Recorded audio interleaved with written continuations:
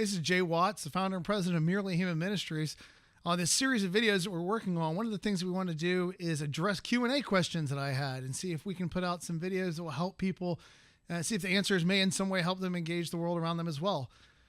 One of the early ones we wanted to do, this first one, I was speaking in the Northeast at an all-girls Catholic school, large school, very prominent area.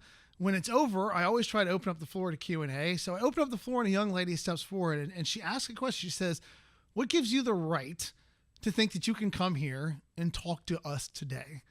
What makes you think you have the right to talk to this audience about this issue?"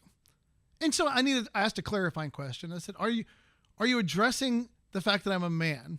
Because what you're asking is, why do I think that as a man, I have the right to address an all-female audience on the issue of abortion? And she said, that's exactly what I'm asking. And this often happens when you're doing Q&A, especially in a place where the audience may not be with you all the way. You feel the energy surge against you, the sort of grow. I don't mind that. As a matter of fact, I enjoy it in the give and take of a conversation because it leads to passionate conversation. People feel passionately and strongly about what they're talking about. And so I answered her following. So first of all, I believe I have the right to be here because your school invited me to be here. But you need to understand that your school invited me as a sign of respect to you, the audience.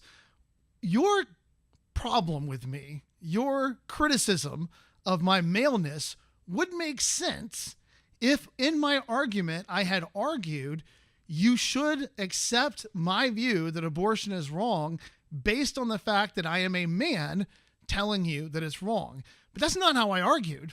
I never at any time during that argument appealed to my maleness. I never said because of my gender or my sex that you should agree with me or believe what I'm saying. I offered you a question to answer. What is the unborn? I addressed it from my position using science to argue that the unborn are whole, distinct, and living human from the moment they come into existence. And I argued from philosophy that the best explanation of universal human value that we have comes from the idea that value is grounded in our shared humanity, and that other differences are too discrete or episodic to ground something like our universal human dignity or universal human rights. So if you're going to respond to those arguments, you must respond to either the science or the philosophy. But what you can't do is call me a man. That's not a legitimate refutation or rebuttal of what I said. That's what we call an ad hominem. You're attacking me and not what I said.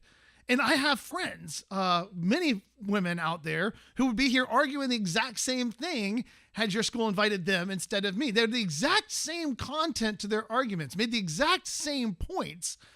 And so you would be forced in that particular venue then to respond to their arguments rather than to accuse them of being the wrong gender or sex to make that argument. Arguments are not sex. They're not male or female. They're valid or invalid. They're sound or unsound, but they're not boy or girl.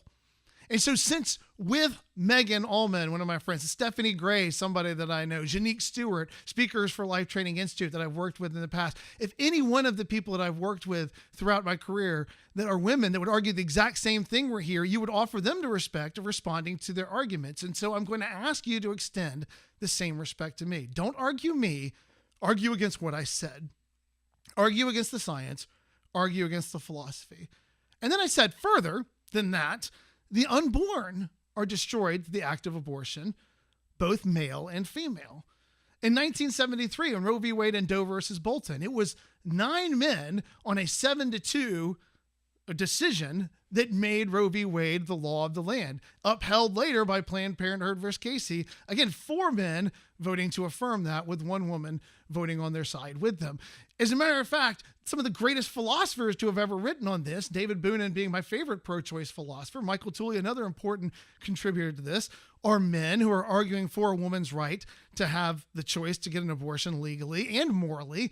There have been men who have fought on the legal side of this. Ronald Dworkin, one of the greatest legal theorists and minds of the last century, was a man who argued for the pro-choice position.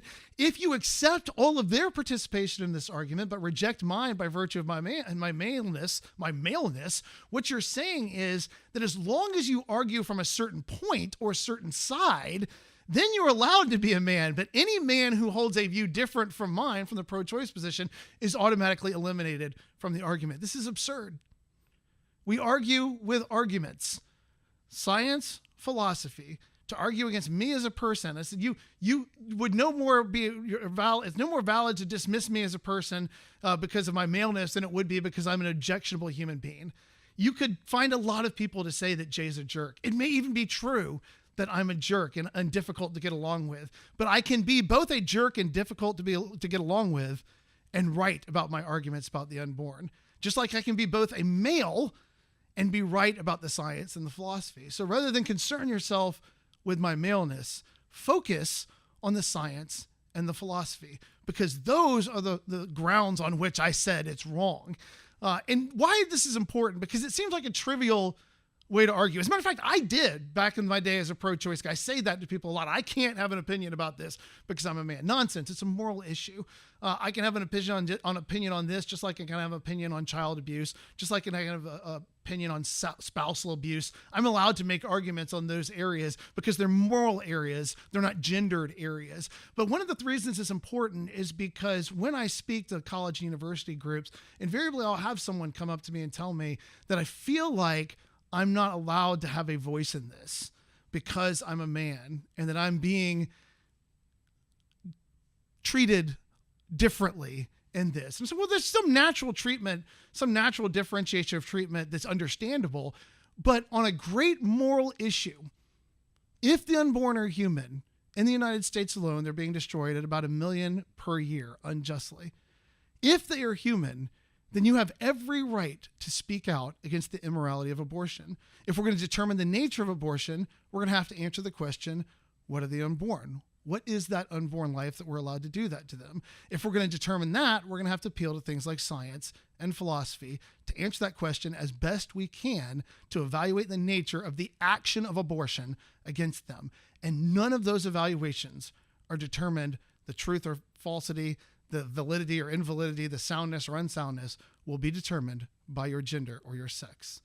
Argue the points, not the person. Ad hominem is fallacy.